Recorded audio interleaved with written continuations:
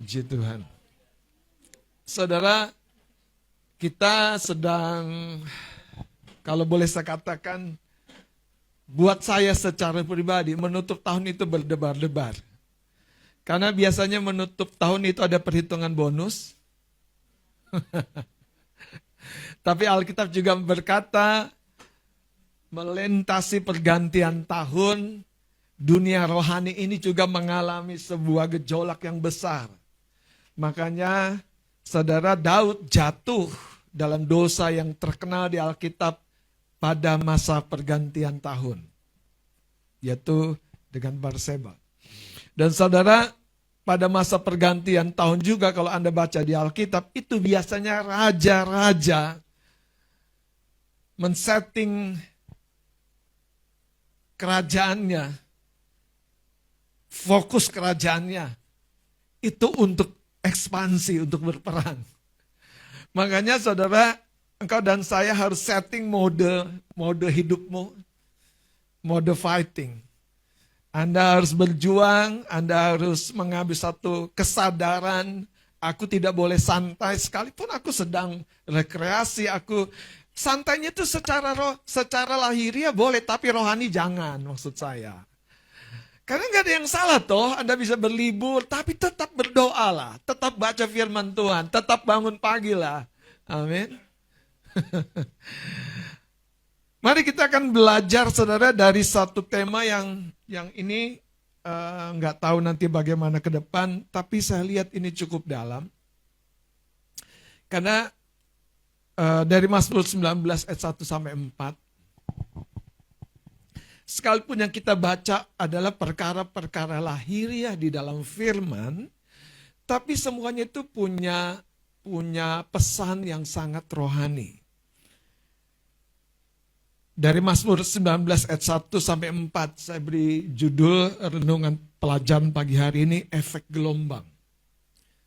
Kalau Anda dengar perkataan efek gelombang, biasanya yang suka fisika, pengetahuan alam itu tahu, saudara.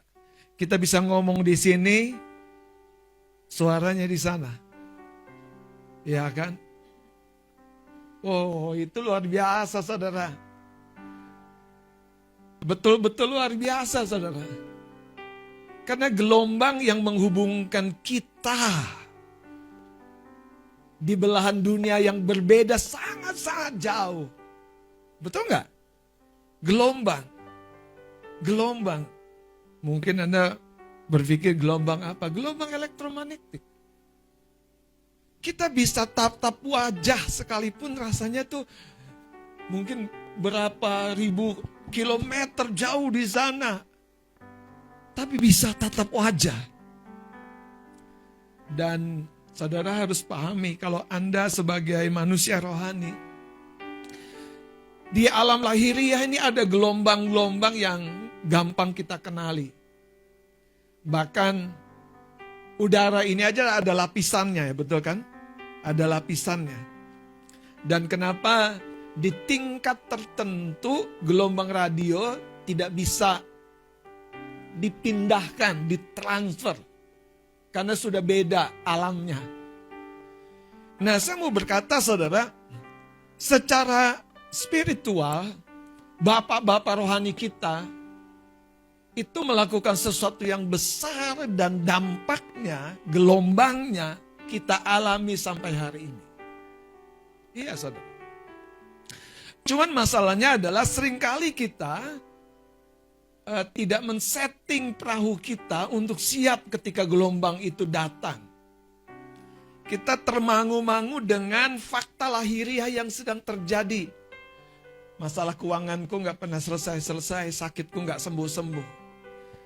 Saudara, kalau kita membangun diri kita dengan frekuensi yang pas, sehingga kita menangkap gelombang yang pas, saya percaya gambarnya sama dengan yang dikirim, sama dengan yang diterima. Katakan amin.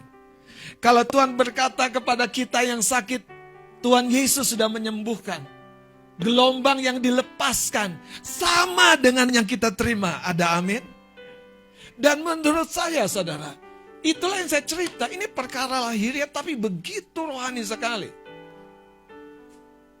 Mari kita perlahan-lahan ya belajar ya. Mazmur 19 ayat 1 sampai 4. Yang sudah dapat mari kita bangkit berdiri ayat 1 sampai 4 kita baca sama-sama. Kita baca dari judul perikopnya 2-3. Kemuliaan Tuhan dalam pekerjaan tangannya dan dalam Tauratnya. Untuk pemimpin biduan Mazmur Daud. Langit menceritakan kemuliaan Allah dan cakrawala memberitakan pekerjaan tangannya. Hari meneruskan berita itu kepada hari dan malam menyampaikan pengetahuan itu kepada malam. Tidak ada berita dan tidak ada kata, suara mereka tidak terdengar, tetapi dan perkataan mereka sampai ke ujung bumi, sampai di situ. Anda perhatikan, nggak ada kata-kata, nggak ada suara, yang tersampaikan apa? Ehonya, yang tersampaikan apa?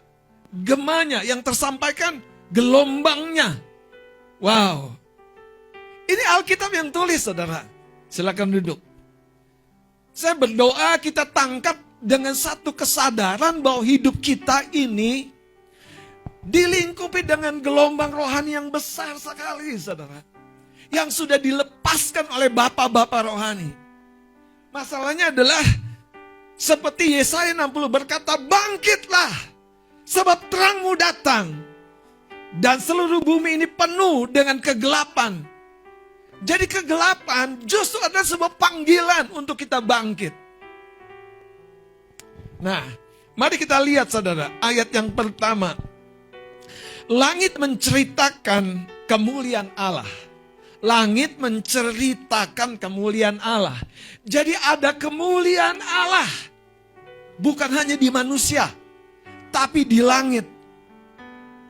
Mungkin kita berkata, yang mana?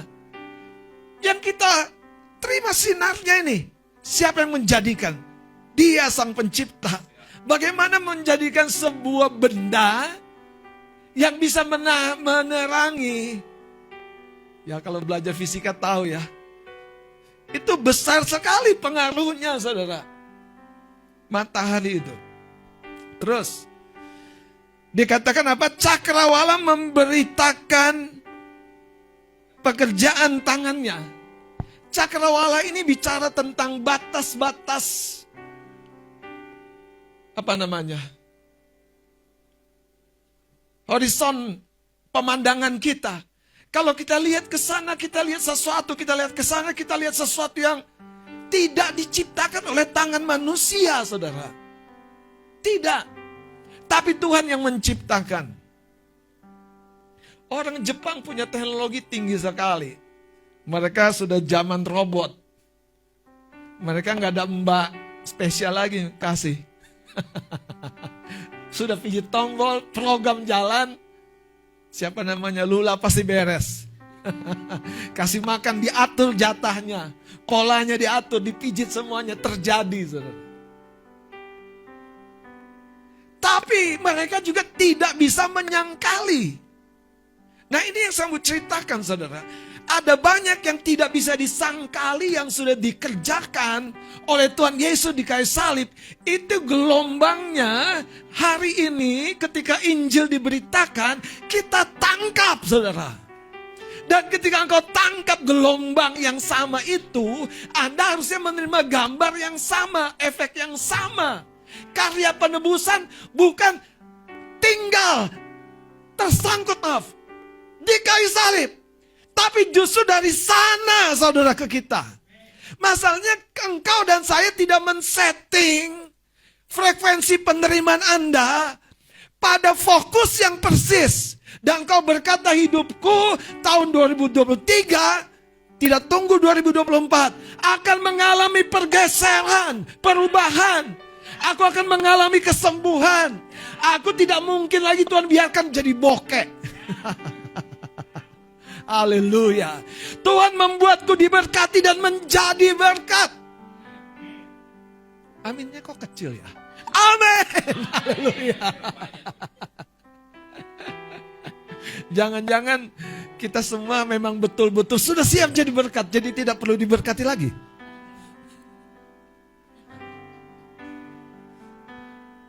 Oke. Coba saudara, ini yang saya mau saudara bangkit berdiri. Tutup kuping sebelah kiri Anda. Tutup bagus-bagus, tutup aja, tutup. Coba, masih kedengeran suara saya? Coba tutup dua-duanya. Beneran. Coba, yang di sebelahnya ngomong. Kedengeran nggak? Kedengeran nggak? Kedengeran nggak? Nah, coba bayangkan, coba dengar. Banyak di gereja, Tuhan lagi ngomong kita, hah? Apa Tuhan? Hah? Hah?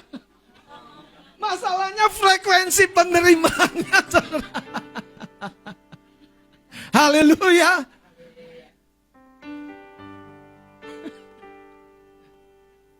Oke. Coba, ini testing ya. Mohon bantuannya. Kadia sama Kasih maju ke depan. Karena ini benar. Kadia di sini deh supaya masuk Facebook. Sama Kasih. Oke. Berhadap-hadapan. Coba, halo. Benar. Halo. Halo. How are you? Fine. Coba balik arah. Kasih aja. Nah, ya. Coba, Kadea halo. Kasih jawab. Coba Kadea ngadep sana. Terus ngomong tuh. Ngomong sama siapa lo? Saudara gini loh, hati kita tuh harus tuning. Ngarahnya benar. Kita sering membelakangi Tuhan loh, benar pagi-pagi. Handphone dulu, doa mah nanti bisa. Padahal Bang Horas sudah hampir tiap hari, ayo pembangun mesbah.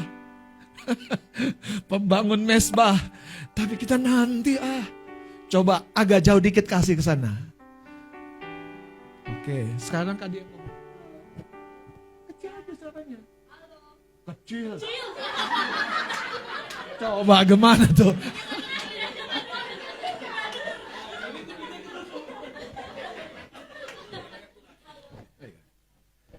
Bisik. Kasih dengar? Oke. Kayak yang sini.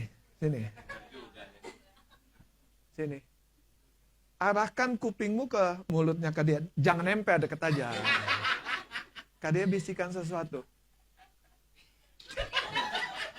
Kasih sana. Bisikan. Cepat. Sudah? Sekarang gini. Kasih kan gak dengar suara Kadea. Nah gelombangnya melalui transmisi yang namanya Kayayen sampaikan ke Kasih. Sampaikan.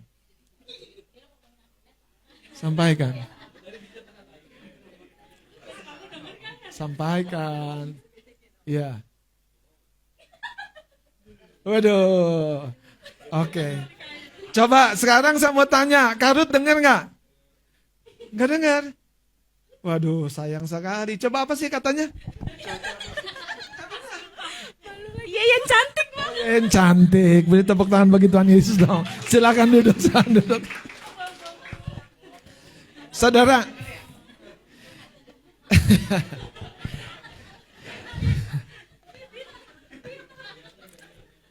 Coba baca ayat yang pertama. Ayat yang pertama. Langit menceritakan kemuliaan Allah. Dan cakrawala memberitakan pekerjaan tangannya. Ayat 2-nya, hari meneruskan kepada hari. Jadi ada sebuah transmisi yang terjadi tanpa suara. Suara sesuatu yang gelombang secara fisik. Nah ini yang saya mau bilang saudara, di alam rohani ini sebetulnya meriah sekali saudara. Terus lihat. Ayat 2-nya. Hari meneruskan berita itu kepada hari. Dan malam menyampaikan apa? pengetahuan kepada malam. Menarik ya. Hari meneruskan berita itu kepada hari. Tapi ada satu understanding, pemahaman yang disampaikan malam kepada malam. Ayat 3-nya, tidak ada berita dan tidak ada kata. Suara mereka tidak terdengar. Kekasih-kekasih Tuhan, kalau kita membaca Alkitab, sebetulnya kita sedang memasuki tadi proses mendengar apa yang disampaikan oleh Kak Dea melalui Kak Yeyen kepada kasih. Ya, tidak langsung. Tapi kalau penyampainya dapat dipercaya, nggak usah ditambah, nggak usah dikurangi. Betul kan Kak Yeyen kan? Cantik kan? Hoax, waduh.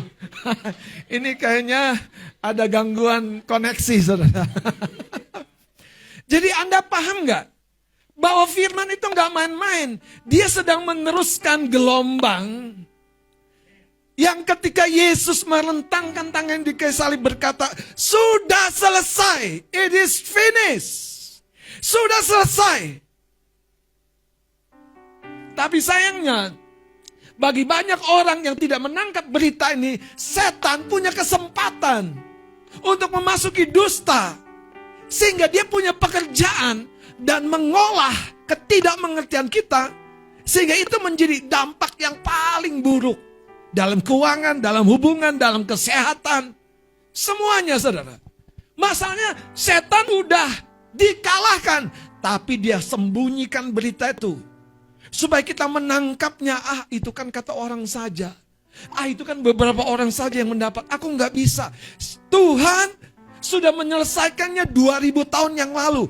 Dan gelombangnya ini terus. Satu kali saudara, Petrus dengan Yohanes menjumpai orang lumpuh di gerbang Bait Allah dan berkata, emas perak tidak aku punya, tapi dalam nama Yesus bangkit dan berjalanlah. Bangkit dan berjalanlah. Petrus dan Yohanes itu seperti Yeyen, bangkit dan berjalanlah. Itu kata-kata Yesus di kayu salib. It is finished. Your problem is finished. Tapi kenapa kita terus bergulat dengan cara yang sama, saudara? Karena frekuensi kita belum tuning sepenuhnya.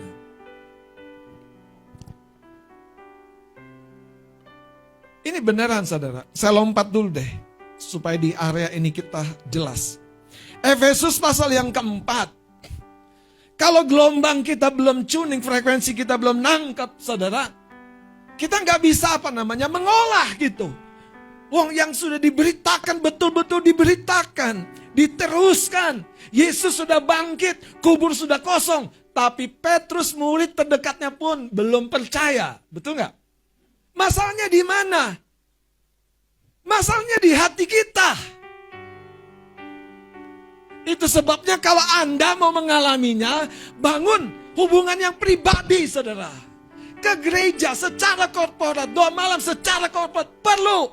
Tapi kalau kita tidak punya akar-akar rohani secara pribadi, saudara, tadi kita bisa salah terima. Kayak yang cantik, yang benar. Apa tadi? Coba gawat kan, saudara, gawat kan? Ada gangguan signal. Haleluya. Ada gangguan sih. Nah, Efesus pasal yang 4.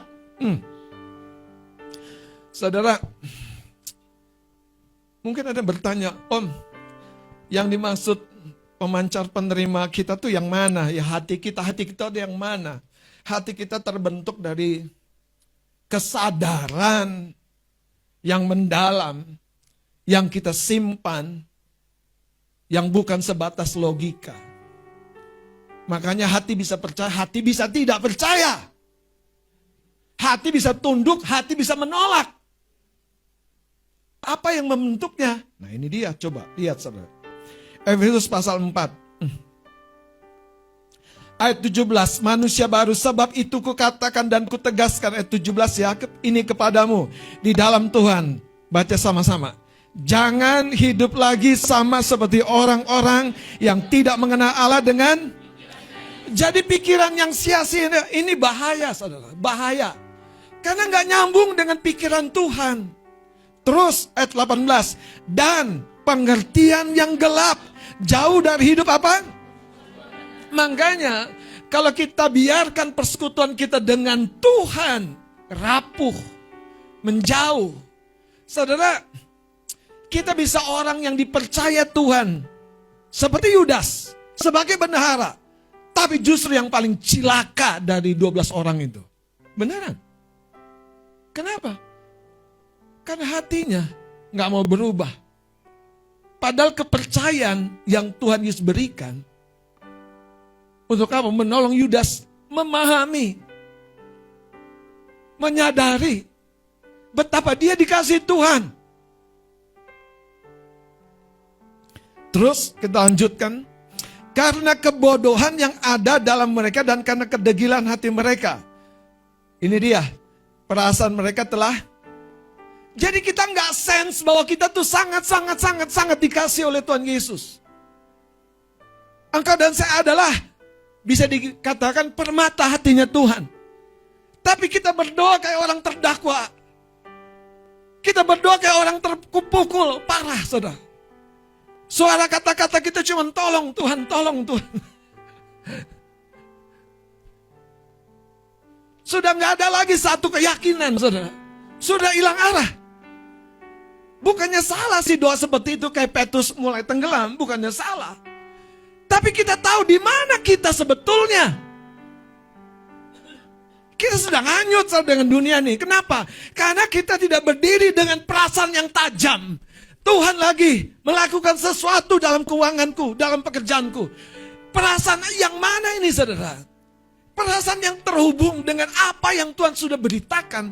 Dan gelombangnya sedang menerpa kehidupan kita. Perasaan mereka telah tumpul sehingga mereka menyerahkan diri kepada hawa nafsu dan mengerjakan dengan serakah segala macam kecemaran. Ini kan orang-orang yang di luar Tuhan. Makanya ayat 20 dengan tegas. Tetapi kamu bukan demikian. Katakan amin.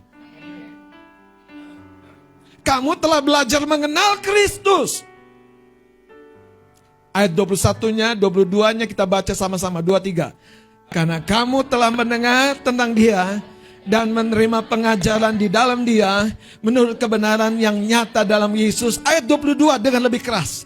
Yaitu bahwa kamu berhubung dengan kehidupan kamu yang dahulu harus menanggalkan manusia lama yang menemui kebinasannya oleh nafsu.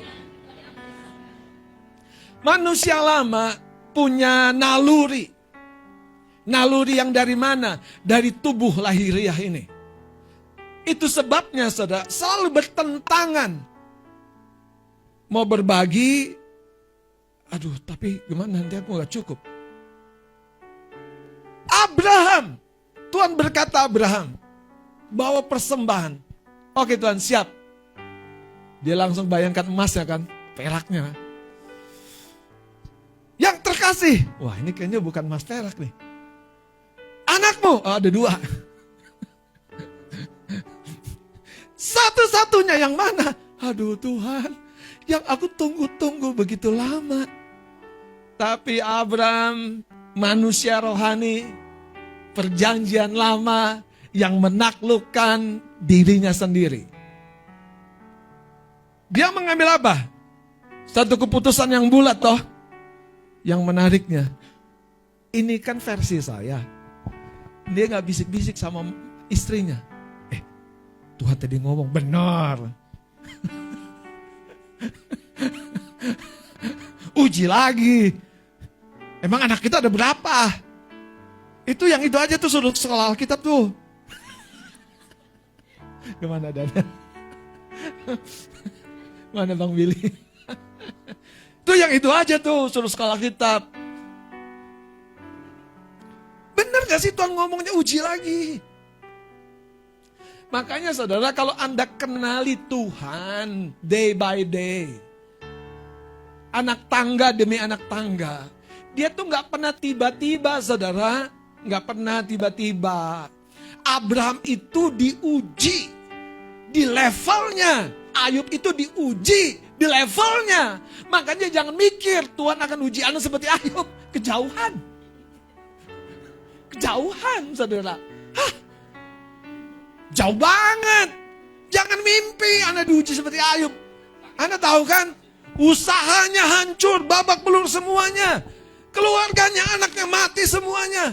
Istrinya mengutuki yang terakhir. Barah semuanya, sakit. Haleluya. Makanya saya mau kasih tahu, yang paling ditunggu setan, perkataan sia-sia. Perkataan negatif, perkataan kosong. Tapi itu yang dikuatkan di dalam batinnya. Aku gak bisa menyangkali kalau ini pun buruk dari Tuhan. Aku telah begitu dikenyangkan dengan yang baik. Makanya jangan sedikit-dikit ngeluh. Colek kanan kirinya. Dengerin tuh Pak Pendeta.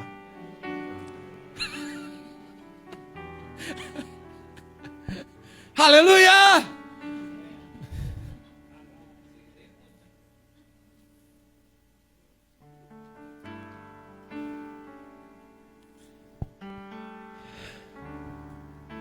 Coba lihat saudara ayat 22. Yaitu kamu berhubung dengan kehidupan kamu yang dahulu. Harus apa? Harus apa? Harus menanggalkan manusia lama. Manusia lama yang bagaimana dikasih sebuah kejelasan yang akurat. Yang apa? Jadi manusia lama kita tuh diprogram untuk kegagalan. Itu makna ayat ini, menemui kebinasaannya. Manusia lama kita tuh diprogram untuk apa? Kehancuran kita. Manusia lama kita diprogram dengan tadi nalurinya untuk menjauhi mezbah doa. Untuk mengecilkan api mezbah kita. Tapi kalau Anda jadi manusia baru, Anda menemukan tanggung jawab, kesempatan Tuhan. Itu yang Abraham lakukan ketika membawa Ishak. Dan ini yang saya mau tunjukkan juga. Dampak gelombang dari ketaatan Abraham sampai kita. Sampai hari ini. Kita menerima berkat sebagai keturunan dan benih Abraham oleh Yesus Kristus. Kita patut dan layak dan berhak penuh menerima kehidupan yang berkelimpahan, bahkan untuk menjadi berkat itu sendiri bagi dunia. Tapi masalahnya, apakah engkau sudah menanggalkan hidup lamamu? Hidup lamamu di mana? Nah, saya tunjukkan sedikit lagi dari Efesus 4 ini. Di pikiran dan perasaan, di pikiran dan perasaan, di pikiran dan perasaan. Hidup baru. Haleluya. Tampar pipi kiri, kasih. Hidup baru. Baru dikatain hoak. Ya kan? Senyum akan membuktikan. Yeah. Makanya manusia baru tuh harus begitu, saudara. Manusia barulah yang mengubah kutuk menjadi berkat lagi, berkat lagi, berkat lagi, berkat lagi, berkat lagi. Lu kutiki gua dong. Makasih ya. Waktu dilemparin kotoran, emas tidak mungkin berubah nilainya. Nggak mungkin. Di bukit, di gunung, di jurang, emas tetap sama. Coba colek kanan kirimu. Kamu emas apa karatan besi? Mas, halo, Mas Arno. Kamu emas apa besi karatan? Coba bayangkan. Anda harus jadi emas. Artinya apa? Teruji, saudara.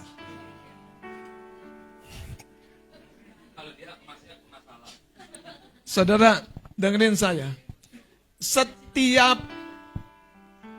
pionir-pionir, pembuka jalan, pembuka bisnis baru, tantangannya adalah selalu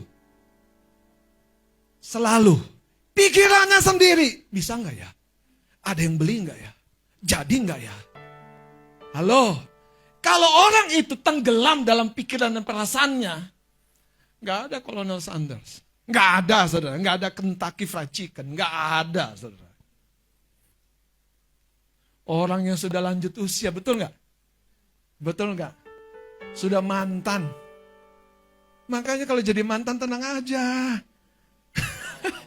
Nilai jual Anda nggak jadi turun. Katakan amin. Aku juga mantan pegawai. 9 tahun jadi pegawai kantoran. Haleluya.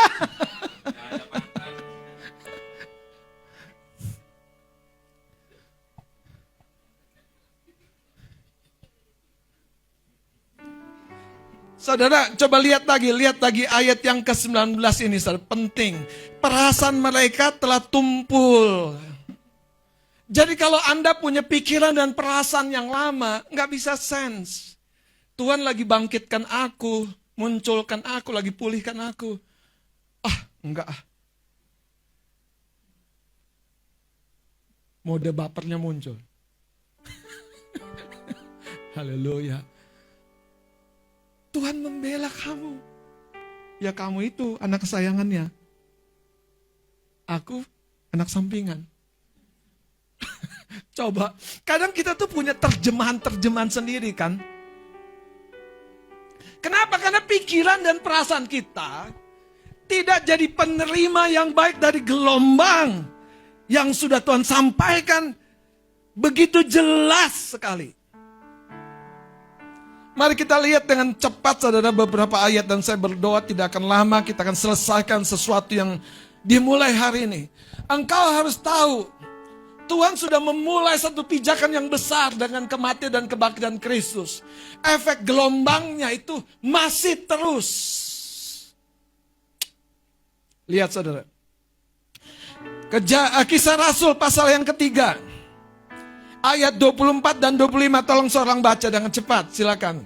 Kisah Rasul ayat Pasal 3 ayat 24, 25. Ayat 24 sampai 25. Ya. Dan semua nabi yang pernah berbicara mulai dari Samuel dan sesudah dia telah bernubuat tentang zaman ini. Telah bernubuat tentang zaman ini. Wow.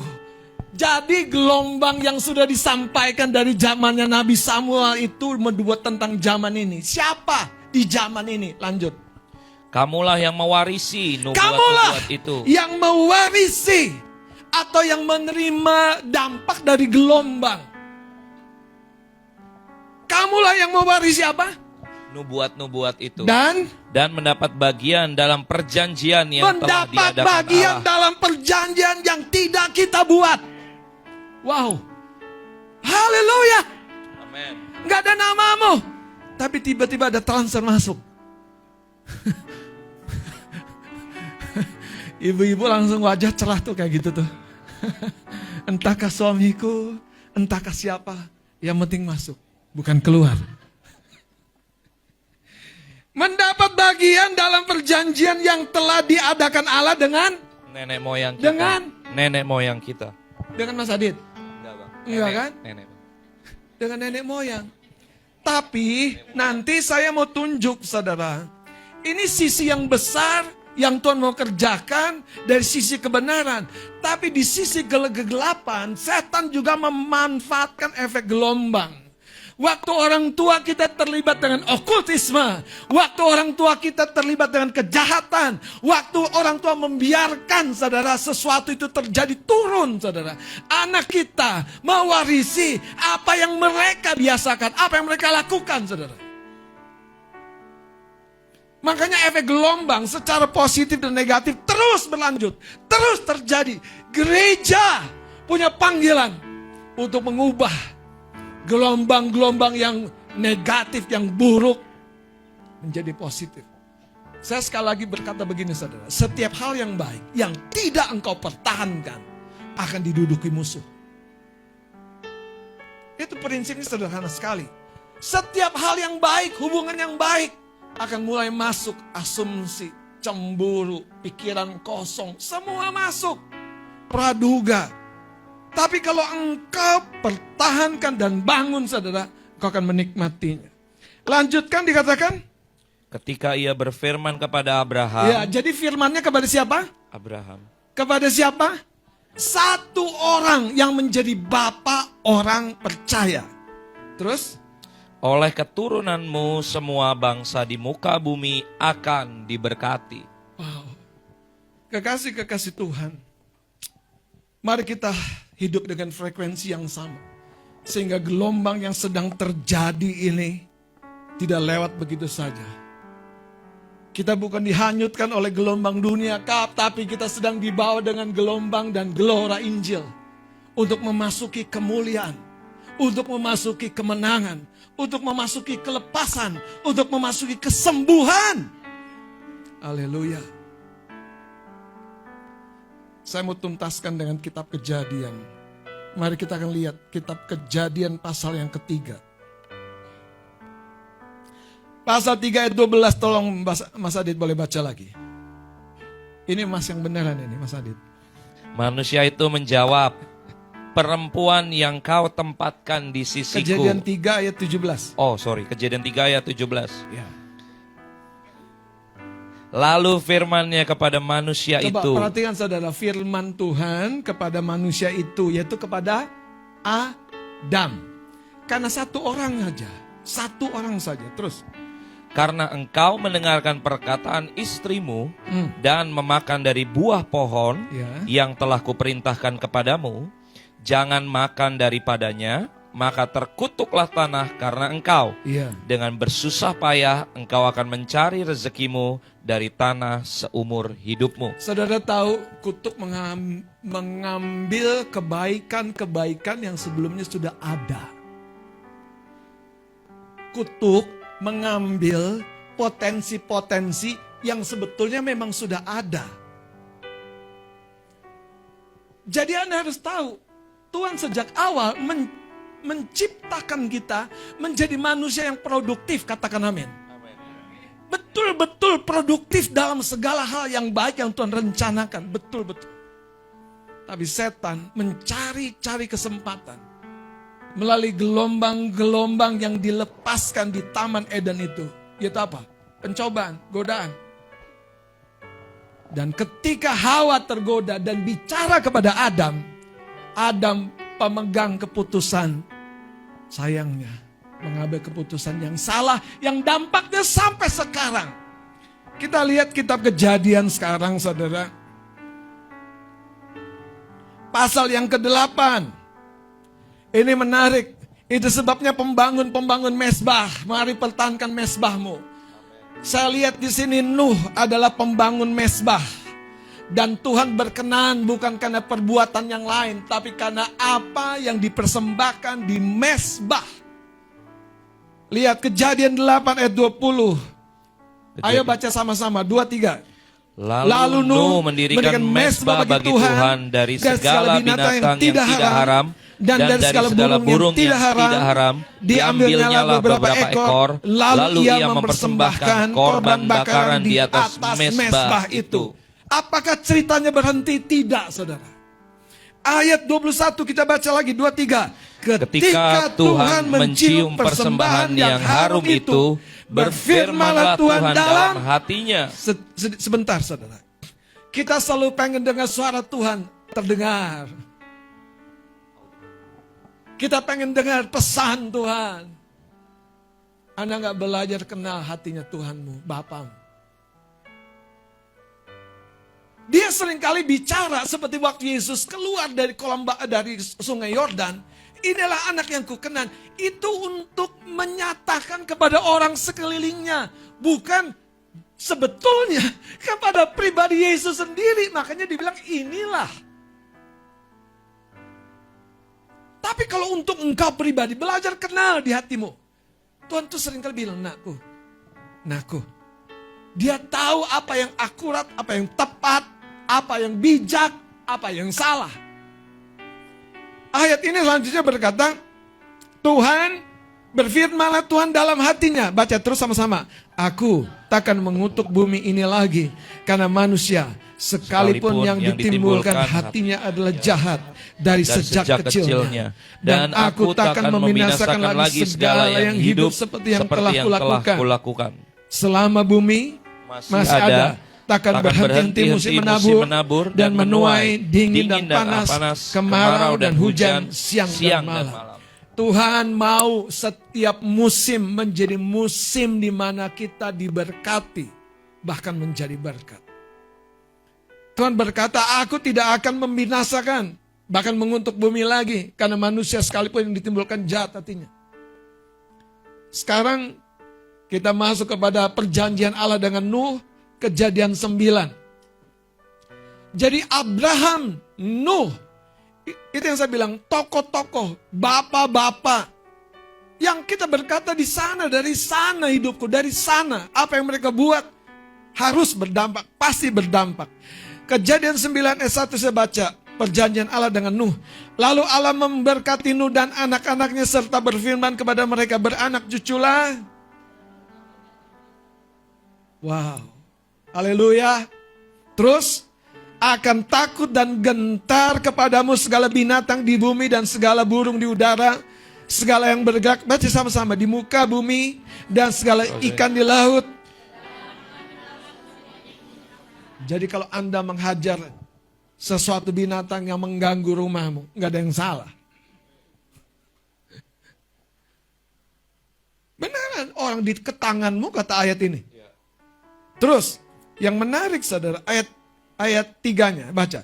Segala yang bergerak, yang hidup akan menjadi makananmu. Jelas ya, segala yang bergerak, yang hidup akan menjadi makananmu. Terus, Aku telah memberikan semuanya itu kepadamu, seperti juga tumbuh-tumbuhan hijau. Terus ayat 4. Hanya daging yang masih ada nyawanya, yakni darahnya, janganlah kamu makan. Jadi saudara, sebetulnya Tuhan berpihak kepada kita, pewaris-pewaris janji.